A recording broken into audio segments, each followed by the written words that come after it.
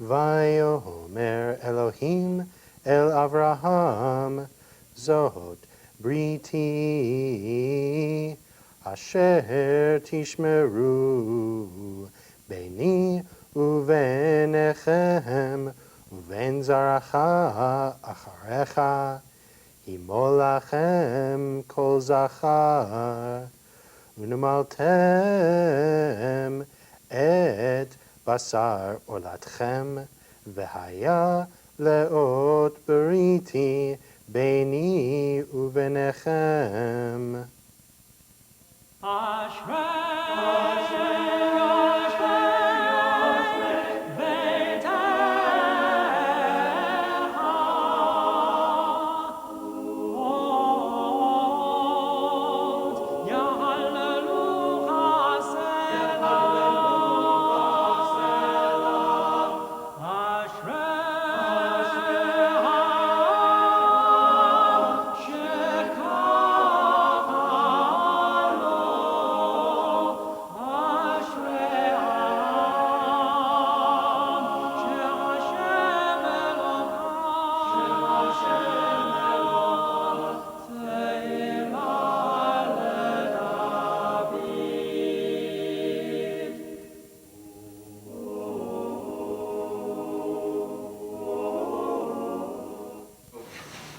Head, there's his spine. Here the doctor's going to actually measure him right here. See? Measures him from here to here. It's actually kind of funny. We found out kind of by surprise that we were pregnant. We had just moved to Los Angeles and was really stressed out and grumpy, and I just figured it was all related to that. Turns out I had a good reason. It turns out she had a good reason.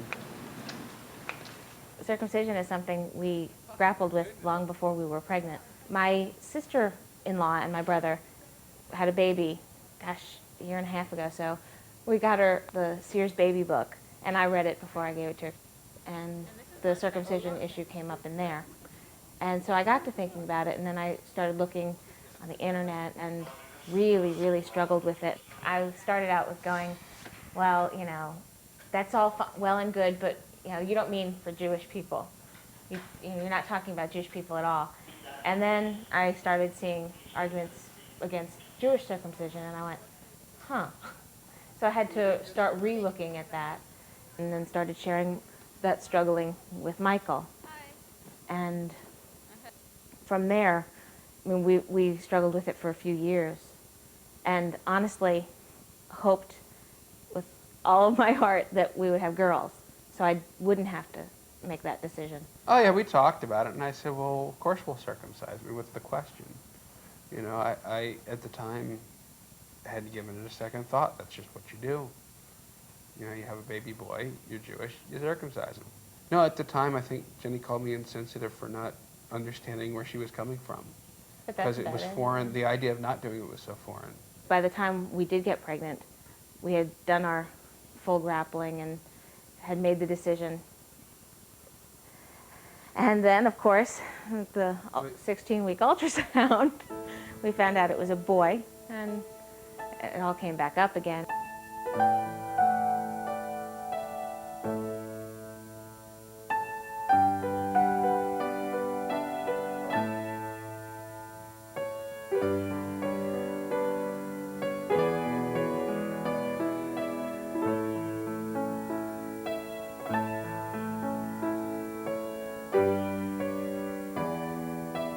When I knew that it's a boy, it stirred something really deep within me, and I couldn't handle the thought. I was actually afraid that it's going to be a boy. And I would never think that I would be afraid of it. And I was afraid because I was afraid of the circumcision.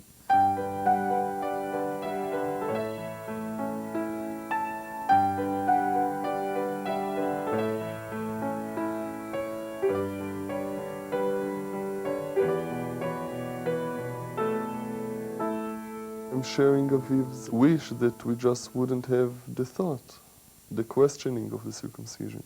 It would be much easier just to go ahead and do it without hesitations, without any doubts. I thought I'm crazy, that I'm losing my mind, you know, and also I almost begged myself to forget it, not to even think about it, to totally forget it, because I knew that it's going to be the hardest thing, the hardest choice I made in my life.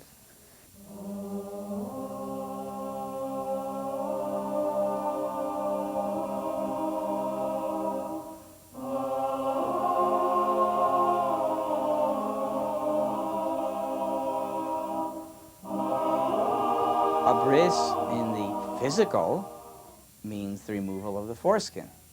In the spiritual, the word bris literally means a covenant. And at this moment, we take a very physical part of our body, the place of circumcision, and we leave a sign in that most physical to man that body and soul join together in holiness. So it is the basis, really, of our Jewish faith, that we can serve God with bodies, that we're not angels, we never will be angels, but we're obligated to take the physical world that God made us in and made, period, and utilize that in serving the Almighty. And it essentially starts with the book of Genesis in the 17th chapter. God comes to Avram, a 99-year-old man with whom he's been conversing for some chapters now, and says, Avram, circumcise yourself and all the men in your household. If you do it, Sarai, your 90-year-old wife who's barren, will finally have the baby I promised her. And they laugh at that idea, but he's got the faith to circumcise himself. Anyway, something happens, and Sarah in her 90s has a baby named Yitzchak. On the 8th day of Isaac or Yitzchak's life, God comes to Abraham and says, let's make a deal, a brit, a covenant. If you circumcise your son today and teach him how to circumcise his son, and you continue to do it lador vador, from generation to generation, I promise your people will be fruitful, multiply, always have a homeland. But there was also a threat, and God told Abraham, for those who are not circumcised, they shall be cut off, meaning they shall be outcast. He was offering Abraham a blessing, but also with a serious threat that is of exclusion from the covenant, exclusion from God's promise, exclusion from fertility.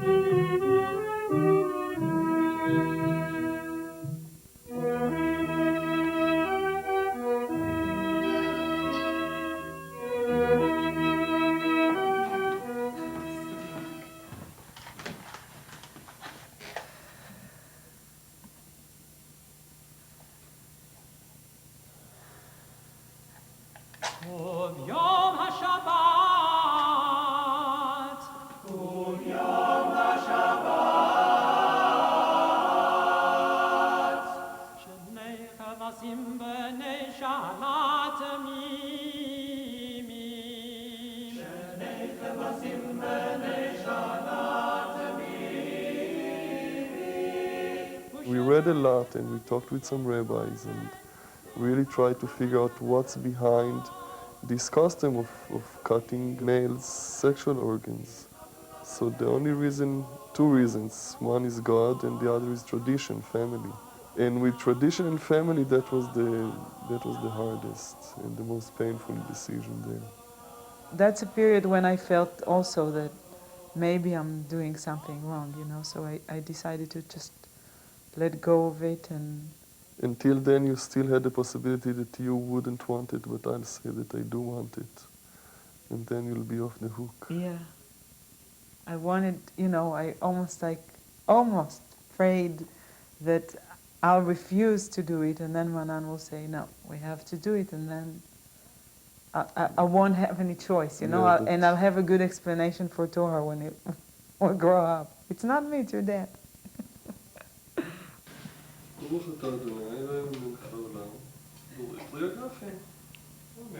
It's such a strong tradition. It's 5,000 years of tradition sitting on your shoulders. Your father and your grandfather and his father and all the males, all the Jewish males, all your ancestors were circumcised. It's a lot. I mean, it's a lot to think about. The bris you pass down from son to son to son. You pass this this thing called Judaism, and you're sort of a link in the chain. And if you, it's so fundamental. You know, if you don't pass that on, do you want to be the one to break the link? I am Jewish and attempting to be an observant Jew. So I have that struggle between my obligation to my child and my obligation to my religion, and the fact that I'm going to raise my child in that religion. What we're going to do is we fill out this top information here, vehicle information, child seat location. What I'm going to do is I'm going to inspect the car sheet. By all accounts, anybody that ever has a baby says, you know, immediately you're struck with this awe and this protective instinct.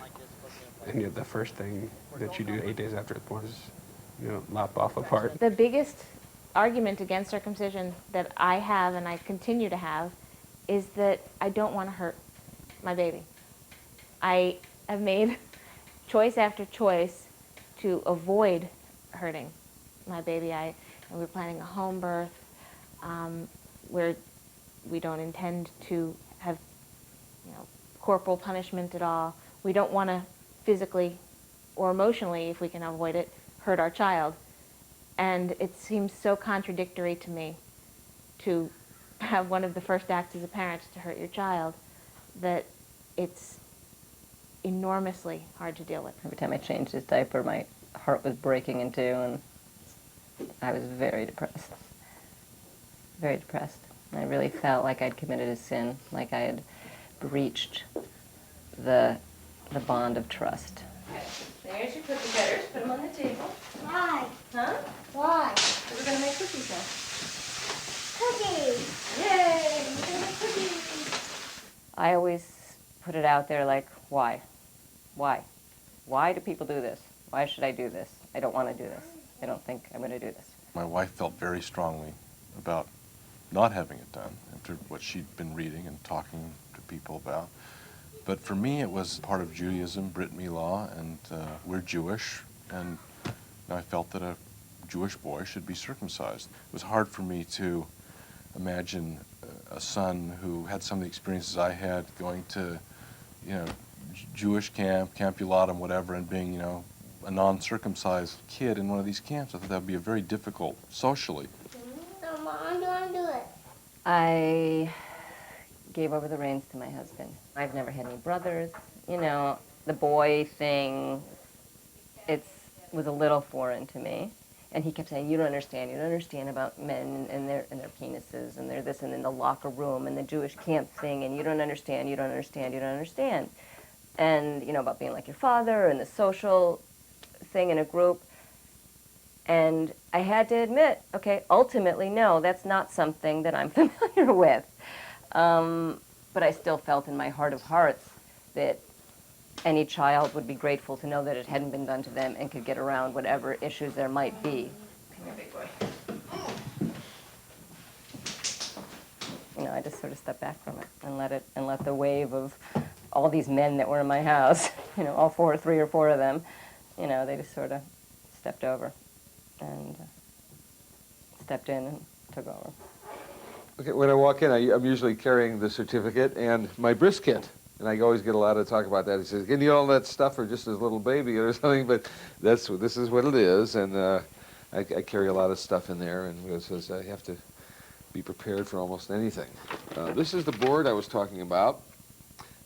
It comes usually as square edges, but I had it cut down because I wanted it to be smaller and less imposing.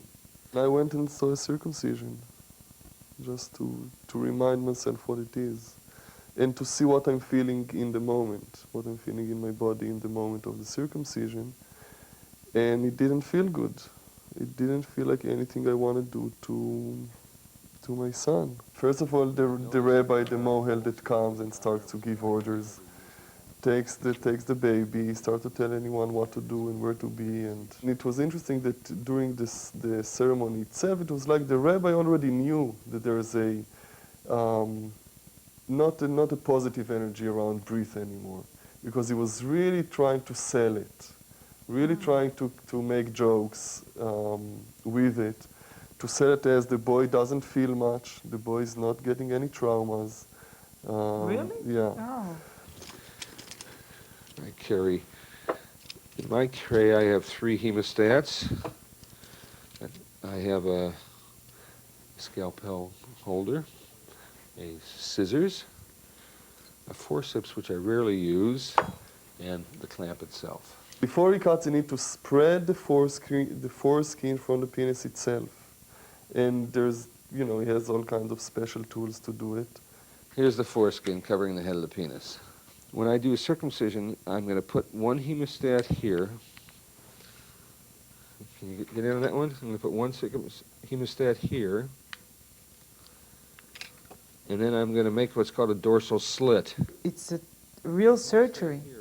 I mean, like, you really, or almost like taking a nail out, you know, like taking, separate it from the finger. Or cutting the lips and letting all the mouth be exposed. It's something that's supposed to be protected and is not anymore. And there might be all kinds of reasons why they used to do it a few thousand years ago. Doesn't work for me anymore. And I open up the area there. I make what's called a dorsal slit. And what that's going to do is that's going to allow me to then peel back the skin. I came back, I don't know, I was a bit shocked, I think. Yeah, you went straight to the bedroom. The whole thing. And in a way I was more open also to start really looking into it. I realized that there needs to be a decision, that we can't allow it just to hang in the air till the last minute and then be even more influenced by other people.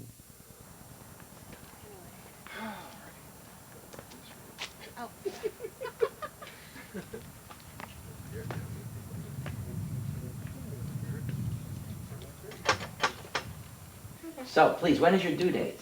December 14th. December 14th. Okay. And you're going to go strictly midwife or physician? What's your plan? Strictly midwife. We're having God willing. yeah, God willing. Home birth. That's. Let me reassure you that the surgery itself takes approximately 20, 25 seconds. 30 if he's a big boy. Okay. That's it. Now, the blessings, blah, blah, blah, blah, blah. That's it. 20 to 30 seconds. And just as you believe in home birth, I don't believe in drugs. A lot of guys are advertising to give the kid all kinds of drugs, which are really not recommended for infants, and Tylenol, which, if you look on my website, it's not good for these kids. The sweet wine, that garbage, Manischewitz stuff, that sweetened wine, the sugars have been medically proven to have a pain-killing effect. And, you know, a little wine, what's it going to do to a kid already? Well, you know, it's funny because that's one of the discussions that Jenny and I had was, you know, obviously there's on one hand, there's the mitzvah of doing it. On the other hand, there's this protection instinct. And then to give that up right away is... I think God's teaching you something, that ultimately He is the authority. That you want to protect your child, but you have to trust in me that I'm the ultimate caretaker.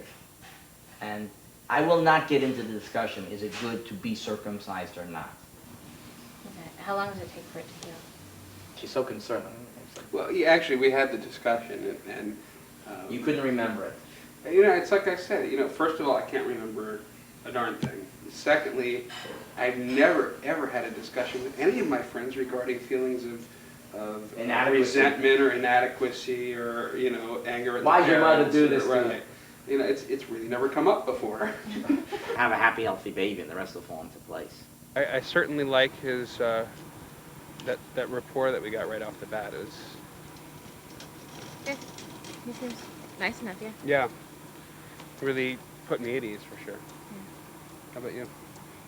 Well, you know.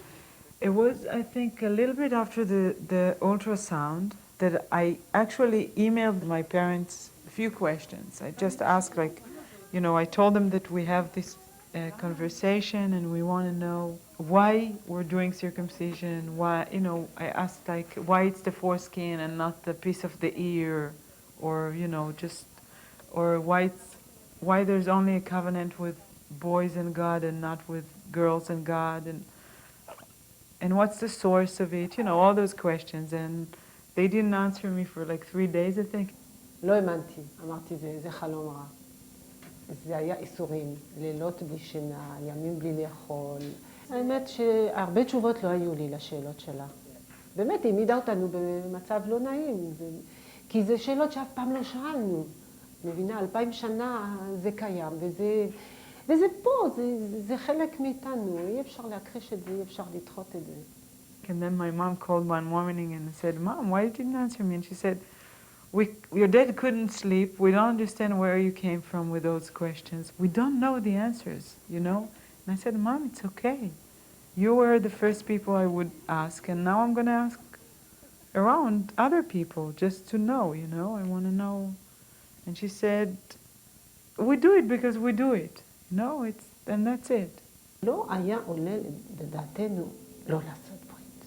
עם כל ההתבוללות שיש וכל הבריחה וכל הירידה שיש מהארץ וכל ההתערבות הזו זה הדבר היחיד שיכול לסמל יהודי. לא שנלך להוריד את המכנסיים לבחור או לאיש כדי לראות, אבל הרגשה, גם בשביל המשפחה וגם בשבילו עצמו, הוא יודע שהוא יהודי. זה לא מספיק, אני יודעת שמספיק שההורים יהודים, שהאימא יהודייה, בשבילי זה לא מספיק. Moi, entendre qu'une personne juive ne veuille pas faire de circoncision à son fils, c'est qu'il y a un problème psychologique en elle. Il y a un problème profond en elle. C'est pas normal. Il y a quelque chose. אין זכות להורים להחליט לא לעשות, כי אז את קובעת בשבילו, כאילו אתה לא יהודי. את מבינה? אז אל תחליטי בשבילו. הוא ירצה יותר מאוחר, אז הוא יחליט, הוא לא יהודי, הוא ילך, הוא יתנצר, הוא יתאסלם, הוא יעשה מה שהוא רוצה. נולדת למשפחה יהודית, אתה חייב לעבור את זה. ואני בטוחה שיבוא יום ויגיד להם, והוא יכעס עליהם שהם לא עשו את זה. אני כמעט משוכנעת. My dad said that I brought him to the point that he's actually happy that his parents are not alive. And when he said that, I think that like someone just, you know, ripped my heart physically with a knife. It was so hard, you know, like who would want to do it to anyone, you know? And I had to really be with myself and talk with Ranan and realize that I'm not doing anything to anyone, you know? It's not like I'm sitting here and thinking, how am I going to hurt my parents? I'm choosing my choices in my life the way I believe and I trust that are the right thing to do. And I just can hope that my parents at least will understand, you know, even if they won't accept and they didn't, and it's okay, but I totally appreciate the love that they still have, that they came and they're still supporting us and they're helping us. It's not like they said, okay, you're not part of the family anymore. And to tell you the truth, I have moments when I thought that my dad might say it, you know, like that he doesn't want to be in touch with me. I wish I could do it differently, without hurting my parents. הייתה לי עוד תקווה לשכנע. היו הרבה התלבטויות, אני יודעת שגם לה זה מאוד כאב להכאיב לנו וגם כי היא, למרות שהיא לא דתייה והיא שומרת קצת, בכל זאת יש לה יסוד, היא קיבלה משהו בבית. ואני יודעת שגם בשבילה זאת הייתה החלטה קשה. אבל לצערי לא הצלחתי לשכנע. בוקר טוב עולם, מה שלום כולם? The fact of it is that I felt that at the end of the day we'll have a different baby who felt, I don't know exactly what he would have felt Definitely after, a trauma. but a trauma, a betrayal, pain, of course. And he was so happy and he was so calm and quiet since he was born, and I wasn't into changing it. And that was actually the most dominant feeling, that we're not going to hurt our baby, and the fact that we both going to have the choice, you know, without any pressure. It's not like I'm trying to convince him that it's the wrong thing, or he's trying to convince me. It's like each of us made this decision for itself, for ourselves, and being as a team together in this choice, that was like a very empowering feeling. It really is the males propagating this practice. And I think it's a very deep-seated psychological problem. Because I think for any man to acknowledge that something had been done to him by those that he loves and trusts the most, that was hurtful, it's just too hard for them. So they somehow find some way to wrap themselves around the idea that it's meant to be, it should be done, and keep propagating it and propagating it. I really believe that. There's no mother that likes that. And they either just turn it off and don't think about it, or they acknowledge how difficult it is, but don't lay any claim to their right to choose. I think it'd be great not to do it. I would be in favor of it. In fact, if it becomes accepted, and I'll be one of the first Jews in line to say, let's not do it. Eli, don't do it to your son now. You see, I didn't want my son to be the pioneer experiment, the social experiment.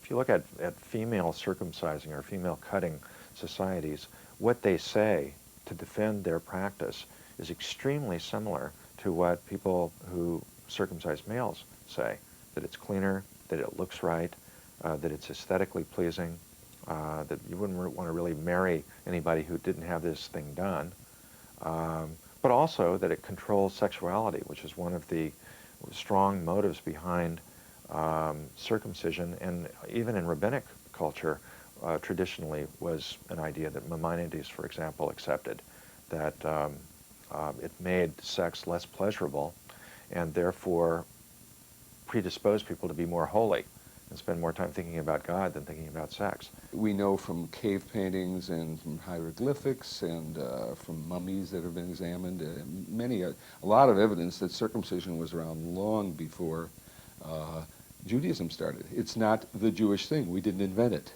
okay? But uniquely, it was probably done more in adulthood, or perhaps a rite of passage from during adolescence, from childhood to adulthood. And it was really usually in some tribes in Africa it was universal, but for example in the Egyptian dynasties it was primarily for the wealthy and for the royal. The notion was that the circumcised were superior, superior in the eyes of God, superior in virtue to the uncircumcised, the Philistines, all those other tribes. And I think that generally speaking, circumcision has been used by most peoples who practice it to mark a special people who have something in common that sets them off from the rest of the world. Americans saw it as being brought into the community of the healthy for health reasons that you did this, and it was normal.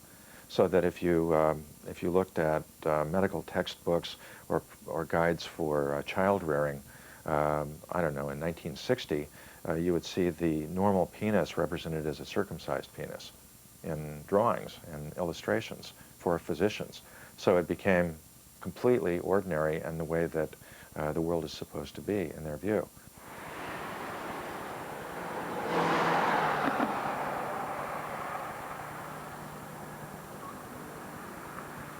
And how old is the baby now? 4.5 months. And he's coming in for a checkup? Yeah. The bottom line is that the health consequences of circumcision, positive and negative, probably cancel each other out so that there's no net benefit to being circumcised with respect to health. The operation is fairly minor and in most cases safe. There are some mishaps, but they're not common. So if the pros and cons roughly cancel each other out, in medicine you generally would not do the operation. The most revered rule of medicine is primum non nocere, first do no harm. So you don't do mastectomies on women to prevent them from getting breast cancer. So the idea that you do an operation on a baby to prevent something in 50 or 60 or 70 years would be laughable if it were proposed now for the first time. He weighs 19 pounds, 13.4 ounces. There are so many levels of a man's life from infancy through adulthood where circumcision has definite health benefits that the uncircumcised boys have a significant amount of more of urinary tract infections than the circumcised. You've got all the mechanical problems, the phimosis, the inability to pull the foreskin down, plus all of the localized infections, the balanitis, the potential for sexually transmitted diseases, and of course the worst one is cancer of the penis. Just take the the pluses and the minuses and present them to parents in an unbiased fashion. If you do that, circumcision is going to win every time. People have a few ideas or prejudices that they've picked up along the way and kind of assume if physicians do this, it must be medically legitimate. I mean, doctors wouldn't operate if there weren't a reason.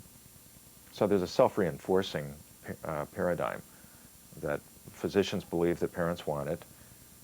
Parents want it because they believe it's medically appropriate or aesthetically appropriate. And these things have reinforced each other for a long time. But that's changing. Hello. So, look at Delhar. And you take your diaper off. And, oh, glad you bought diapers. And what a nice boy. And of course, just leave his foreskin alone. It's perfect. It's doing its job here. Even when, oops, oh, look it's at that. doing its job, that's for sure. Oh, good boy. Like those red points, is that okay? You Yes, say, like, okay. yes, just leave it alone. Okay. Don't retract it or try No. to clean it or anything. But right can I now, put cream on it? yeah, or you no? can. Yeah? Yes, Okay. right. But see, the foreskin is there, Mhm. keeping the end of the penis warm and clean and moist. It's protecting it. It's stopping him from getting infection. So Okay. it's helpful. It's not, doesn't cause any disease. It prevents disease. It's perfect.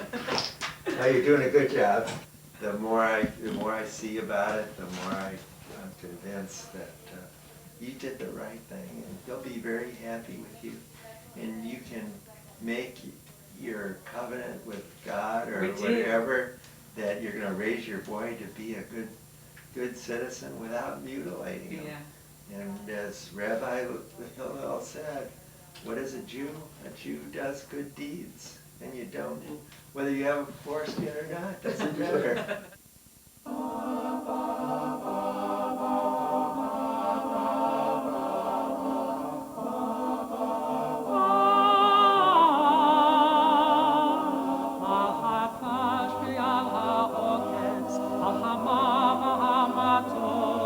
Aviteinu hatinoket shmoreli hatov al ha'esh ha'mevoeret al ha'mayim hasakim al ha'ish hashav ha'baita min ha'merhakim. First ode, that's the title, First Ode to the Kid from Grapes. A baby was born this day to my son and his lovely wife, brought into the world of chaos and presidential strife. He was more than full grown, quite large by normal weights. At 9.8 pounds must have been tough, pushing through the pelvic gates. In sunny LA, you came into the world filled with hope and prayers, and a rear view curled. One slight problem that may delay your bris, you decided you liked yellow, and that was jaundice. We have news for you, my dear little fellow. You will have the bris, an hour later, and on a pillow. It was important for us that we have some kind of a ceremony that states that we have a new baby. We're as proud as any other family, and I wanted to share my happiness with my family, with friends. It was a beautiful ceremony, and people were touched. I mean, it was hard for some people because it was on the 8th day, and it wasn't the circumcision. This is the vessel of the covenant that has bound our people to the way of wisdom for thousands of years. This is the wine of joy, celebrating the sweet yearning of a life just begun. But it was Jewish, and it was happy. We approached one rabbi that is Orthodox rabbi, and we told him we're going to choose not to circumcise, and he wasn't very happy with it. I mean, even, I think it's not just not happy, he was almost like invested that we'll make a different choice. We actually had the nerves or the chutzpah to ask him to facilitate or to lead the ceremony with us. And he didn't say yes immediately, and he tried to really convince us to do the circumcision. He said that the reason he chose to facilitate with us this ceremony was because he appreciated and honored the integrity in the process that we went through. And even though we chose a choice that he's not accepting, he's supporting us because he believed that he wants to keep us in the community and not to seclude us because we choose differently. It was really big of him to decide that love is more important than any mitzvah, or that love is the biggest mitzvah of all. החלטנו קודם לא לשתף. ברגע האחרון הוא בא, הוא אומר, אני באה, אבל אם יבקשו ממני להשתתף במשהו, אני לא משתתף. אמרתי, בסדר, גם אני. רציתי להיות איתו, אני הייתי בין שניהם, היה לי קשה מאוד. בסוף הרבי דיבר איתו, ושם אותו בפני עובדה. אז הוא כבר לא יכול לברוח מזה. אלוהינו ואלוהי אבותינו, קיים את הילד הזה לאביו ולאמו, ויקרא שמו בישראל, תואר. And I'm glad my father chose to do it. It was very hard for him. Very, very, very hard for him. It's almost like I'm telling him, it felt for him like he's participating in a joke, you know, because if there's no circumcision, so what we're doing, it's, you know, you're playing. It's not a real thing. And just because he knew it's important to me, and he knew it will be important to Tohar when he'll grow up to know that he was there. So he was there with a lot of pain, and he was crying the whole time. I think that his pride overcame the circumcision, yes or no. He was so proud to have a grandson, that it was more important for him to sit there and hold him than anything else. Yeah, but that's why it was very hard for him, I guess, because we're 3 girls, and Tohar is the first grandson, and there's no circumcision, so his family doesn't even know about it yet. You know, his sisters and so. I know that it hurt him, and I know that it still hurts him. And I would go to sleep and I would pray that I'll wake up in the morning and I'll know that I need to do the circumcision, you know, just not to hurt him that much, because it was more than.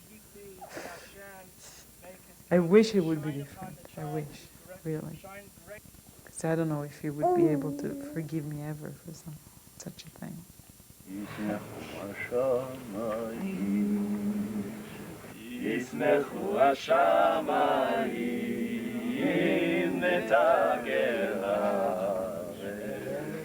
זה לא שברחו מיהדות, אני בטוחה שהם לא יכחישו שהם יהודים, לא משנה, יבוא עוד היטלר אחד, הם לא יגידו שהם לא יהודים, שהנה, לא השתמשו בזה. את מבינה, אני מכירה את הבת שלי. אבל הם יותר חשבו מהצד הרגשי. היהדות לא שיחקה בשביל זה. הם בשבילהם, בלב שלהם, בראש שלהם, הם יהודים.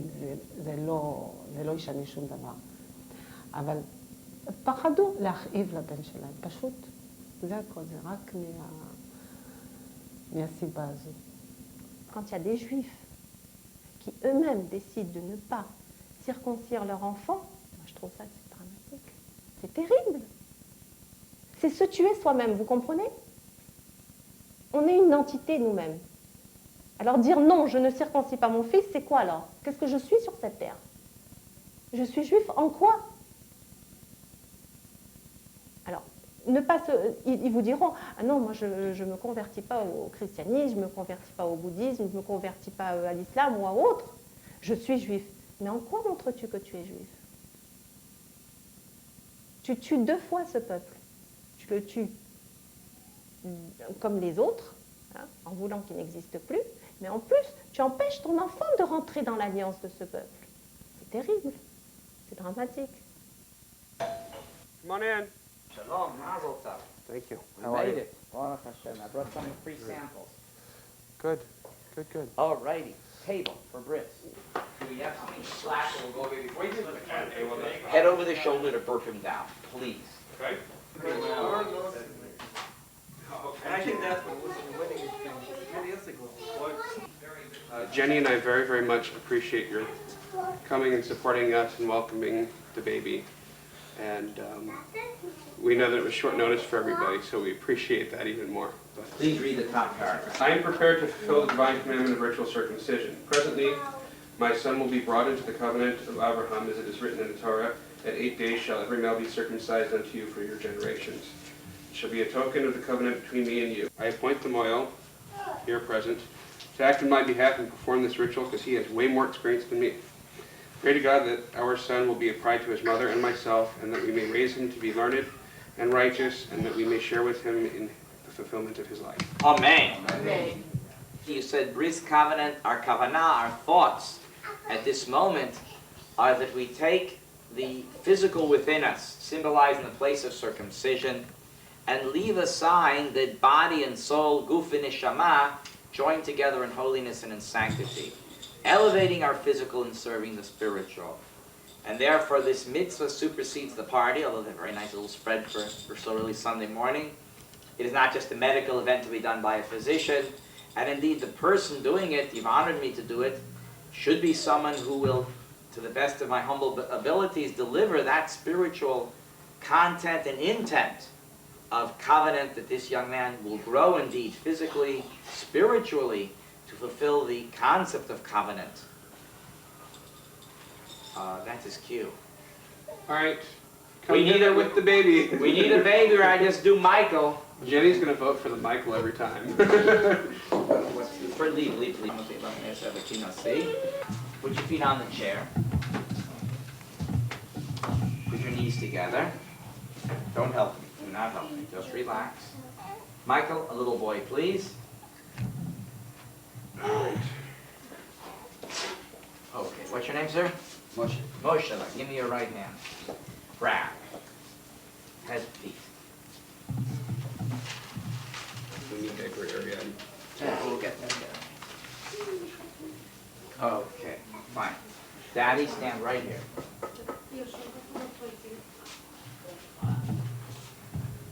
Hold that, please.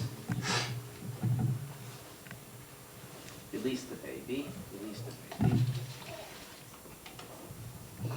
Boy, with your left hand, hold that exactly as I. No, look how I'm doing it. Look, with fingers away from the face. That's very cat. Ooh, wow. Oh, okay. No problem. I can see.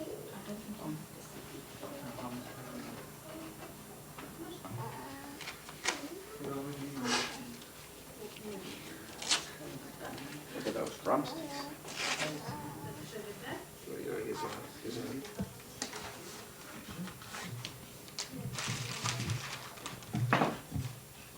Shall I be applying more juice? You drip it in like I did, just a little drip.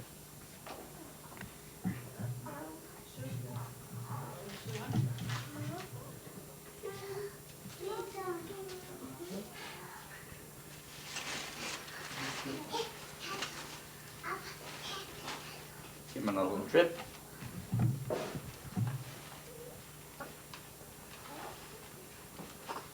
I didn't do anything. Get your fingers off his face. Fingers off the face. And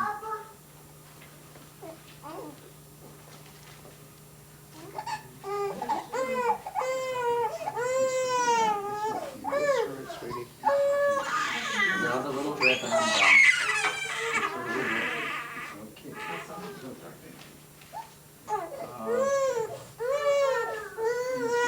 He's not an 8-day baby. You just have to take it easy on him. Baruch atah Adonai Eloheinu melech haolam v'rishon tzivanu ala milah. Hey, Michael, start a bracha. Baruch atah Adonai Eloheinu melech haolam v'rishon tzivanu lachniso ivriso shel Avraham Avinu. Amen. Mazel tov. Baruch Hashem. Fine. Tell the mother it's over. Good job, if I must say so myself. It's not easy doing them this age. It's finished. Tell us. All right, it's over. On his head right there. I'm going to pick him up and look, big boy. Boom, boom, boom. Got him. We're now going to bestow this young man's name upon him. We'll send Mommy a little wine. She needs it. Savri Baruch Ato Adonai Eloheinu Melech Olam Borei Pri Hagofem. Baruch Ato Adonai Eloheinu Melech Olam Asher Kidash Yidim Ben V'Chol B'Sher Asam Tzeh Tzov V'Sam B'Z V'Zkodesh Al Kein Nizkar Zo El Chai Chalkeinu Tzureinu Tzavel Atid Sherinu Mishach V'Mam Risoy Shasam B'Yisoreinu Ato Adonai Koreis Habris. Amen. We hope and pray indeed that he will grow in physical and spiritual stature. And just as we are privileged to share in his bris today, may we gather again for his bar mitzvah, for his wedding day, Amen. Amen. and the doing of many good deeds, and let us say amen. Amen. Mommy, how you doing back there? All right, we're going to do a little blessing for you that you regain your strength and vigor to have another dozen. Amen. She just fainted. No, she just said girls, all girls. Misha Beirach Hamadinis, Chana, Bruria, Basora, Benach Hilma Ezra Mordechai, Babush and Avris, Ishem Shen Avris, Kenya Kanton, Remat Onay. Mazel Tov! Simen Tov, Mazel Tov, Mazel Tov, Simen Tov, Simen Tov, Mazel Tov, Mazel Tov, Simen Tov, Simen Tov, Mazel Tov, Mazel Tov, Simen Tov, yeah, Yumalai, Simen Tov, Mazel Tov, Mazel Tov, Simen Tov. He's fine. Look, if he'd be in pain, he'd be screaming. Okay, let me give you the aftercare, the basics. No big deal. You okay? Want me just to take him home? Or you give me Michael the kid and don't answer. All right, look at me, please, please. Guess where that goes? On his nose. We did the nose job for Hollywood. Okay. Could I trouble you for the baby back again? Sure. Now, it really, he needed a circumcision desperately. Boy, did he have a tight foreskin there. Okay. Just, I got him. I got him. What does he weigh now? 13 pounds, 14 pounds? 9'8". 9'8", he seems so much bigger. Well, he's long. Okay, now a drop of bleeding is normal. Don't get scared. Mommy, it's fine. It's less than the blood test they gave him. It's beautiful. Okay, I'm just putting a little medicine on him. Nothing's happened. Okay, Daddy, see this? Every diaper change for 24 hours. Okay, here. Complete that diaper change? No, this is a good diaper. Just I haven't done a cloth diaper in years. Okay, he needs 2 minutes of burping over your shoulder without bouncing, and then you can eat. Okay?